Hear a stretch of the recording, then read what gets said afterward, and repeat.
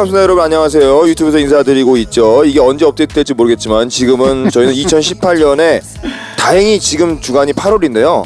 여러분 지금 이 날을 기억해 주세요. 기온이 인간의 체온보다 낮아진 날도 올라오고 있어요. 너무 기뻐서 이렇게 인사드립니다. 여기는 히즈가든 문화발전소 지하에 있는 히즈가든 교회정원 교회고요. 예, 지금 정다운 전사님께서 우리 교회 차기 담임 정다운 이거 기록으로 남겨놓으면 나중에 재밌을 거야.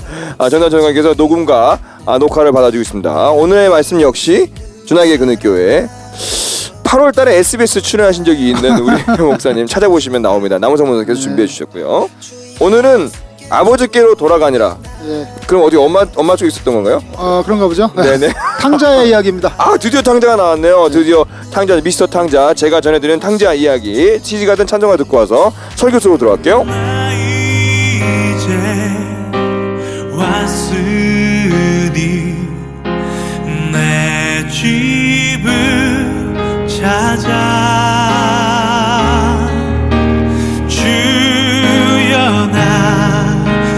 지금 우리는 예수님과 하나님 나라라는 주제로 말씀 나누고 있어요. 예수님이 이 땅에 오신 이유가 하나님 나라 전하러 오셨는데 예수님이 하나님 나라를 전하시는 여러 가지 방식이 있어요. 네네. 지난번 우리가 네 차례에 걸쳐서 살펴본 거는 예수님은 직접적인 선포로 하나님 나라를 선포하셨어요. 예, 그거를 살펴봤고 그리고 예수님이 하나님 나라를 전하시기 위해서 사용하신 주된 방법 중에 하나가 비유입니다. 비유. 예. 그래서 오늘부터는 이제 4개의 비유를 살펴볼 건데 오늘 그 비유 중에 제일 대표적인 비유라고 제 스스로 생각하는 탕자의 비유. 제일 세죠. 이게 네. 제일 세죠. 탕자는 비기독교인들도 많이 쓰는 말이죠. 네. 탕자 뭐 이러면서 네. 돌아온 아들 비유가 다 네. 여기서 시작된 거라고 생각합니다. 예. 그래서 오늘 탕자의 비유 본문이 꽤 긴데 그거 다 읽을 순 없고 누가복음 15장 20절로 24절까지 다 이삭 읽어주세요. 이에 일어나서 아버지께로 돌아가니라. 아직도 상거가 먼데 아버지가 저를 보고 측은히 여겨 달려와 목을 안고 입을 맞추니 아들이 가로되 아버지여 내가 하늘과 아버지께 죄를 얻었사오니 지금부터는 아버지의 아들이라 일컬음을 감당치 못하겠나이다 하나 아버지는 종들에게 이르되 제일 좋은 옷을 내어다가 입히고 손에 가락지를 끼우고 발을 신을 신기라. 그리고 살진 송아지를 끌어다가 잡으라. 우리가 먹고 즐기자. 이 내 아들은 죽었다가 다시 살아났으며 내가 잃었다가 다시 얻었노라 하니 저희가 즐거워하더라. 아멘. 역시 이때도 소고기를 귀한 손님한테 소고기를 대접하는 문화가 있나 보죠. 한우인가요? 예. 네. 오늘 이 탕자의 이야기가요. 문맥이 중요해요. 문맥. 지금 15장 우리가 20절부터 읽었는데 15장 1절 보면은 무슨 얘기가 나오냐면은 세리와 죄인들이 예수님의 말씀을 들으러 예수님한테 이렇게 막 모이는 거예요. 그걸 보고 당시에 유대인들 이제 바리새인, 서기관 그런 사람들이 수군수군거립니다. 뭐야? 저희 죄인 서기관, 죄인 세리 저 나쁜 놈들이 막 오잖아. 그러면서 무슨 얘기를 하냐면은 이 사람이 죄인을 영접하고 음식을 같이 먹는다고 비판을 해요. 예, 예수님을. 거기에 대해서 예수님이 비유로 계속 반박하시는데 첫 번째 비유가 그 잃은 양 비유. 예, 99마리 남겨두고 한 양 찾으러 가고 막 이 얘기 있죠. 그 얘기하고 두 번째가 이제 잃은 드라크마 비유. 동전이 여러 개 있는데 그 중에 동전 잊어먹었는데 찾으려고 막 하는 거 있죠. 그러면서 내리시는 결론이 뭐냐면은 죄인 한 사람이 회개하면 큰 기쁨이 된다. 그 얘기를 이제 예수님이 하시면서 그 맥락 속에서 이 두 아들의 비유가 나오고 있어요. 우리는 보통 이 얘기를 탕자의 비유라고 얘기하는데 이건 정확한 표현이 아니에요. 그럼요. 두 아들의 비유예요. 왜냐하면 지금부터 살펴보겠지만 오늘의 이야기는 11절부터 24절까지는 둘째 아들에 대한 이야기고요. 네. 집 나간 아들. 그리고 25절부터 32절까지는 맏아들에 대한 이야기예요. 안 나갔던 아들이죠. 첫째 아들. 그래서 우리는 보통 24절까지 탕자가 나갔다 돌아온 것까지만 읽거든요. 네. 근데 그거 성경 잘못 읽는 거예요. 예수님의 말씀이 거기서 끝이 아니에요. 그 뒤로 거의 동일한 분량만큼 그 집 나가지 않고 남아 있었던 장자가 어떻게 됐나? 그 얘기가 후반부에 나옵니다. 그 얘기를 살펴볼게요. 먼저 전반부에 나와 있는 탕자의 이야기 살펴볼게요. 크게 3단계로 스토리가 진행되는 것 같아요. 첫 번째 집 나가는 이야기, 두 번째 후회하는 이야기, 네. 세 번째 돌아오는 이야기, 세 단계 같아요. 이 탕자가 이제 집을 떠나갑니다. 11절부터 16절까지 나오는데 아버지한테 유산을 요구를 하죠. 아버지 어차피 돌아가시면 저한테 물려주실 거 있잖아요. 그거 미리 주세요. 땡겨주세요. 가불해 주세요. 이렇게 된 거죠. 굉장히 이게 요즘에도 많이 이러거든요.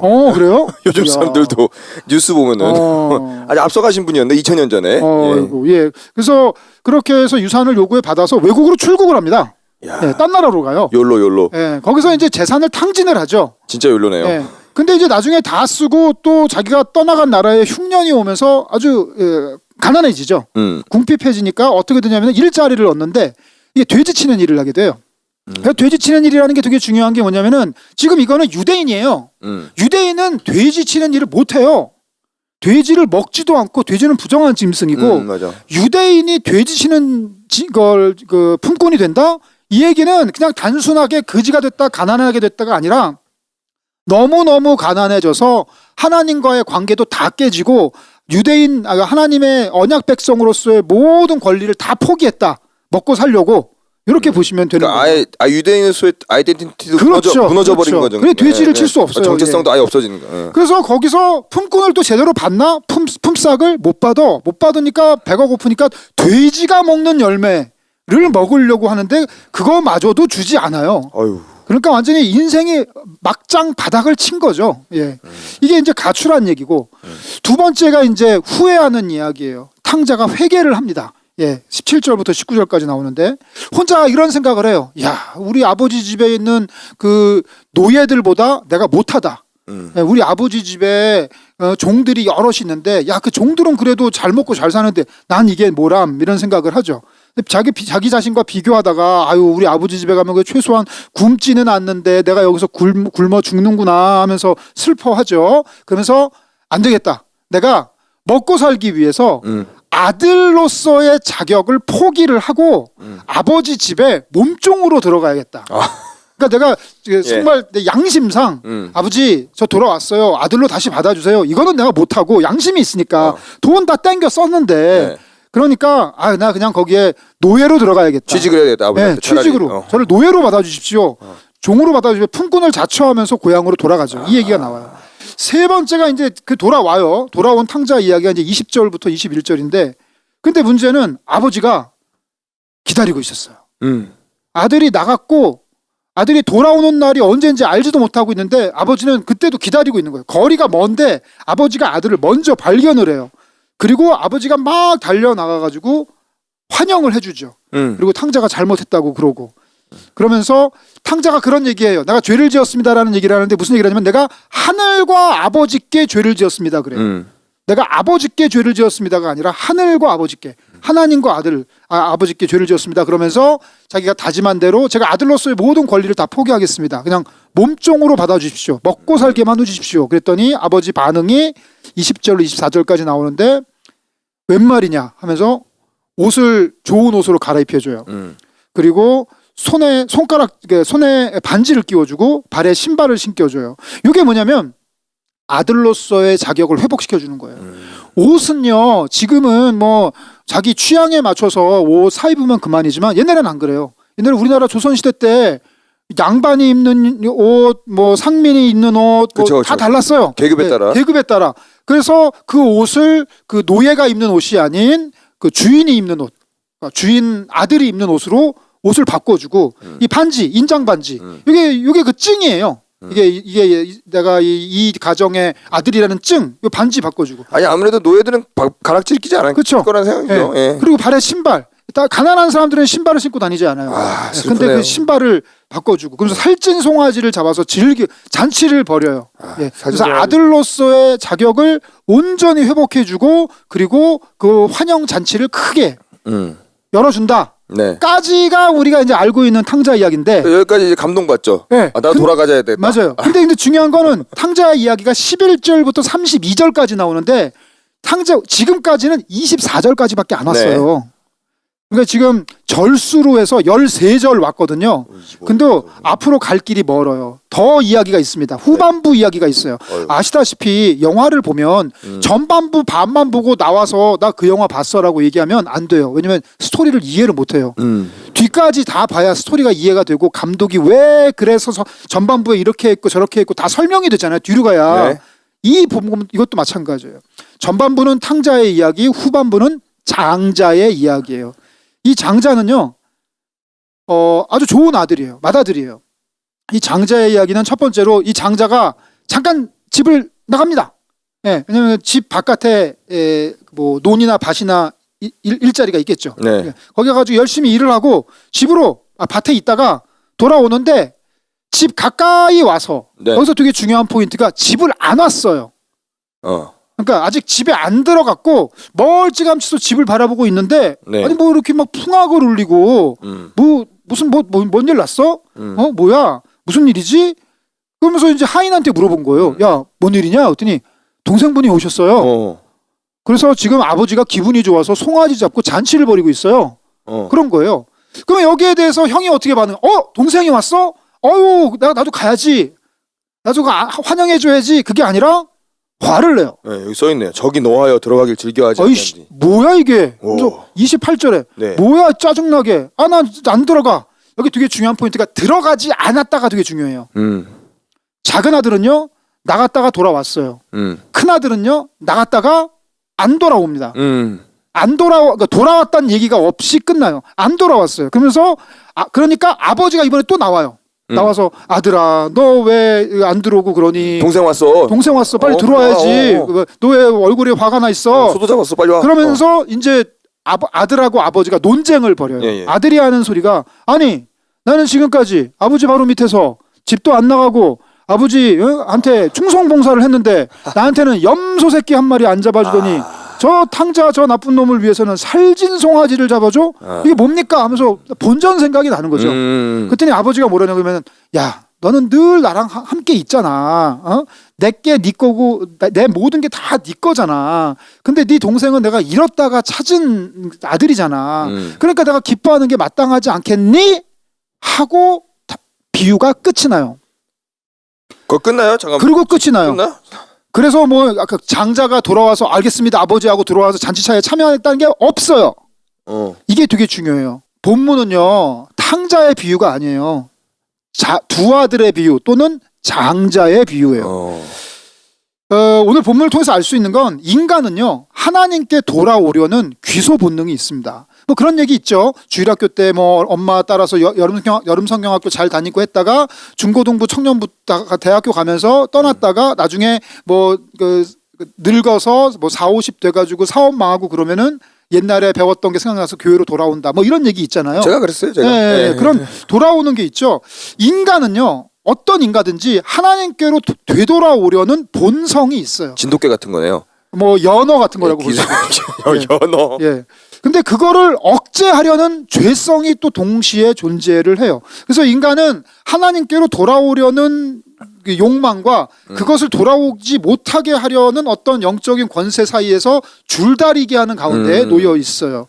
그래서 세 가지 메시지가 가능할 것 같아요. 첫 번째, 탕자가 돌아와야 됩니다. 탕자가 누굽니까? 유대 사회의 죄인들, 세리, 창녀들, 이방인들, 당대 유대인들이 봤을 때 아브라함의 구원의 반열과 전혀 관계없다고 생각하는 소외된 사람들, 배제된 사람들, 하나님이 필요 없다고 착각하는 사람들이죠.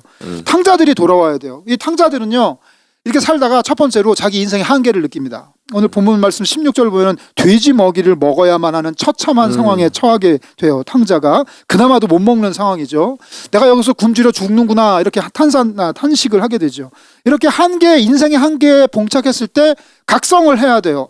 내가 하늘과 아버지께 죄를 지었다. 즉 내가 지금 이러고 사는 것은 단지 내가 아버지와의 문제, 이웃과의 문제, 사회적인 문제, 나 개인의 삶의 문제가 아니라 하나님과의 관계의 문제구나라는 걸 인식을 하고 자기 한계를 인식을 하고 나에게 하나님이 필요하구나. 나는 하나님 떠나서 살 수 없구나라는 걸 깨닫고 돌아와야 합니다.